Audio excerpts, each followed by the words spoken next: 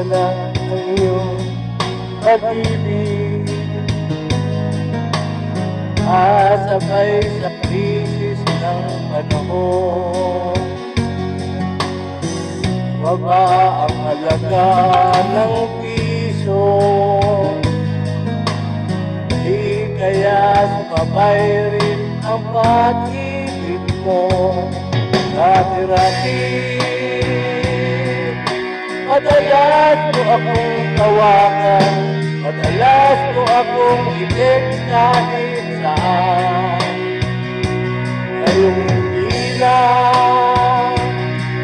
alam mo miss na miss kita. Lagi kitang ino-contact, ngunit lobat ka, lobat na ba?